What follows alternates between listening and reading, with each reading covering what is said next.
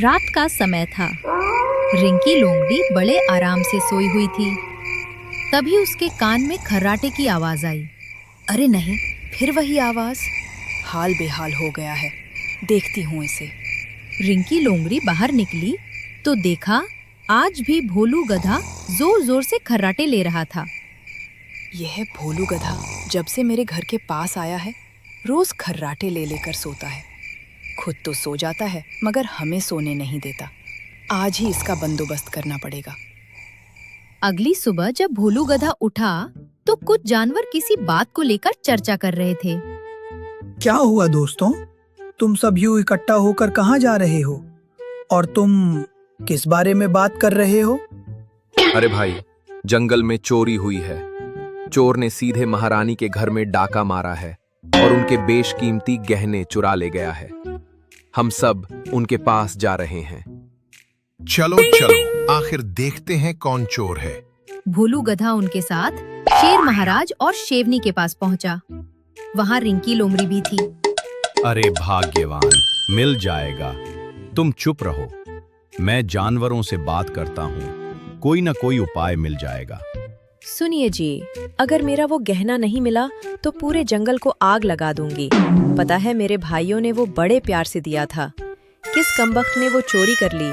सुनो जंगल के प्राणियों, मुझे मालूम है आप में से ही कोई चोर है।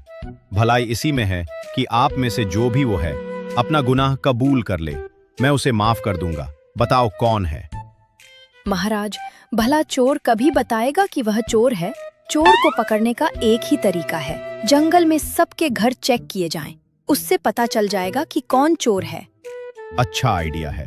सेवक गण, जाओ और हर घर में छापा मारो और जिसके भी घर वो जेवर गहने मिले उसे घसीट कर मेरे पास लाओ। चीत खान और भेड़िया गहने ढूंढने निकले। बारी बारी से हर घर चेक किया, उन्हें कुछ नहीं मिला। तभी भेड़िया भोलू गधा के घर गया। वहां उसने गहने देखे। तुरंत शेर महाराज के पास पहुंचा। महाराज, या रहा आपका गहना। हमें यह गहना भोलू गधा के घर से मिला है। भोलू गधा, क्या तुमने चोरी की है? नहीं महाराज, मैंने कोई चोरी नहीं की, बल्कि मैं तो जानता भी नहीं कि ये गहने मेरे घर कैसे आए। मुझे तो कुछ समझ नहीं आ रहा है। मुझे सब समझ आ रहा है। आसानी से चोरी की और अब सबूत मिले हैं तो सजा के डर से झूठ बोल रहा है। पतिदेव, इसको सजा सुनाइए। इसने मेरे मायके के गहने चोरी किए हैं, सख्त सजा दीजिए। क्योंकि भोलू गधा, ये गहने तुम्हारे घर से निकले हैं, इसलिए ये साबित होता है कि तुम ही चोर हो। तुम्हें जंगल में चोरी करने और झूठ बोलने के जुर्म में इस जंगल से 1 महीने के लिए निकाला जाता है। बेचारा भोलू गधा कुछ भी नहीं बोल पाता। उसे बहुत शर्मिंदगी महसूस होती है और वहां से चला जाता है। कुछ दिनों बाद अरे वाह, कितनी सुकून भरी रात गुजर रही है। भोलू गधा के घर में गहना डालने का तरीका अच्छा था। काश उसे जीवन भर जंगल से बाहर रहने की सजा मिल जाती। 1 महीना गुजर गया। भोलू गधा फिर जंगल में आया। जिस भी प्राणी ने मुझ पर ये गंदा इल्जाम लगाया है, मैं उसे अच्छे से सबक सिखाऊंगा। सब जानवर मुझे चोर समझते हैं। ये इल्जाम हटाना ही होगा। रात में रिंकी लोमड़ी को फिर खर्राटे की आवाज सुनाई दी। वो गुस्से में घर से बाहर निकली। अरे ये क्या? ये भोलू गधा फिर जंगल में आ गया और अब इसके खर्राटे और बढ़ गए हैं। अब तो इसे जंगल से बाहर निकालना ही होगा। रिंकी लोमड़ी शेरनी की गुफा में जाती है और फिर गहने की चोरी करके भोलू गधा के घर में छोड़ आती है। अब इस भोलू गधा की जंगल से पूरी तरह छुट्टी हो जाएगी।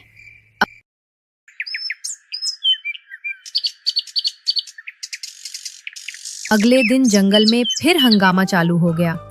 शेरनी बिना सोचे समझे सीधे भोलू गधा के पास पहुंची। मेरे गहने फिर चोरी हुए हैं, मुझे तुम्हारे घर की तलाशी लेनी ही पड़ेगी। शेरनी भोलू गधा के घर छापा मारती है और गहना लेकर बाहर आती है। ये क्या है भोलू गधा, तुमने फिर चोरी की। आज से तुम्हें इस जंगल में रहने का कोई हक नहीं है। तभी भालू दादा वहां आ पहुंचे। रुकिए महारानी, ये भोलू गधा चोर नहीं है। और ना ही किसी ने जंगल में चोरी की है। मैं इस घटना के पीछे के कारण को जानता हूँ। क्या कहना चाहते हो? भला चोरी हुई और जंगल में कोई चोर भी नहीं है, ये क्या बात हुई? मैं समझाता हूँ। कल रात मैं दवाई इकट्ठा करने के लिए जंगल में घूमने निकला। तभी मैंने देखा कि ये रिंकी लोमड़ी एक गहना उठाकर भोलू गधा के घर में छोड़कर सो गई। लेकिन मैंने एक खास बात नोट की, ये लोमड़ी नींद में चलती है और गहना चोरी करती है। मैं एक वैद्य हूँ और देखकर बता सकता हूँ कि किसको कौन सी बीमारी है। रिंकी लोमड़ी, क्या तुम नींद में चलती हो? क्या ये भालू दादा सच कह रहा है? बोलो रिंकी लोमड़ी, क्या ये सच है? रिंकी लोमड़ी जब ये सुनती है हक्की बक्की हो जाती है। उसे कुछ समझ नहीं आता। वो भालू दादा के हाँ में हाँ मिलाने लग जाती है। हाँ महारानी, कई सालों पहले मुझे यह बीमारी थी, लेकिन मैंने इसका इलाज किया था, पर ना जाने यह बीमारी कब स्टार्ट हो गई। कोई बात नहीं, मेरे पास एक दवाई है जिसके इस्तेमाल से तुम बिल्कुल ठीक हो जाओगी। तुम्हारे लिए काल्हा बनाकर लाया हो, इसे पी लो, पूरी तरह ठीक हो जाओगी। रिंकी लोमड़ी ने जबरन वो काढ़ा पी लिया। उसी रात रिंकी लोमड़ी को पेट में कुछ गड़बड़ होने लगी। ये क्या हो रहा है? ये पेट में गड़बड़ी क्यों हो रही है? लगता है दवा ने गैस बना दी है। तभी रिंकी लोमड़ी की गैस छूटने लगी, वो भी बड़ी बड़ी। ये हुई ना बात। अब सारी रात गैस निकालते रहना रिंकी लोमड़ी।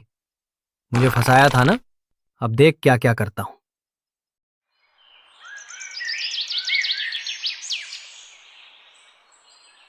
अगले सुबह रिंकी लोमड़ी गपशप करने कुछ जानवरों के पास गई। और भाइयों, आज कुछ चोरी हुई कि नहीं? अगर हुई हो तो आकर मेरे। तभी अचानक रिंकी लोमड़ी फिर से गैस छोड़ने लगी। अरे ये क्या कर रही हो रिंकी लोमड़ी? इतना गैस क्यों छोड़ रही हो? कम से कम हम यहाँ हैं, इसका तो ख्याल कर लिया होता। हाँ भाई, इसके अंदर तो शर्म भी नहीं है। इतना खुला जगह है मगर इसे यही करना है। जाओ यहाँ से जाकर पेट साफ करो। रिंकी लोमड़ी को बहुत शर्मिंदगी महसूस हुई क्योंकि उसका इस चीज पर कोई कंट्रोल नहीं था। अब हर कोई रिंकी लोमड़ी से दूरी बनाने लगा। एक दिन मेरे घर में फिर चोरी हुई है।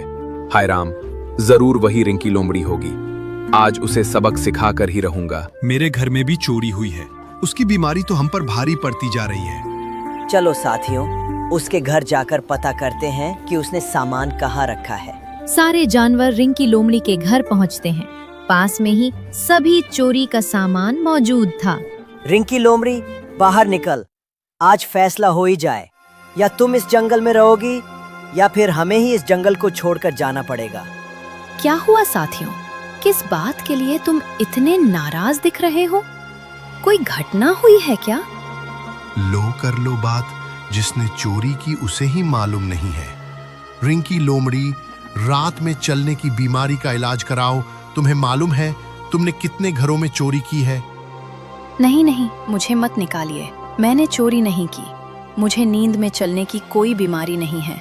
मुझे नहीं पता ये सामान कैसे मेरे घर आ जाता है। तभी शेर महाराज और शेरनी वहां पहुंचे। क्या नींद के बहाने तुमने चोरी करने का धंधा खोल लिया है? मुझे लगता है यह सब मेरे गलत कर्मों का फल है। जैसा मैंने भोलू गधा के साथ किया था, वही मेरे साथ हो रहा है। गलत कर्मों के फल? और तुमने भोलू गधा के साथ क्या किया था? रिंकी लोमड़ी, साफ साफ हमें बताओ। मैं इस भोलू गधा के खर्राटों से बहुत परेशान हो गई थी। रात रात को इसके खर्राटे मुझे सोने नहीं देते थे। मैं इतना चिढ़ गई थी कि मुझे किसी भी तरह इसको मेरे घर के पास से भगाना था।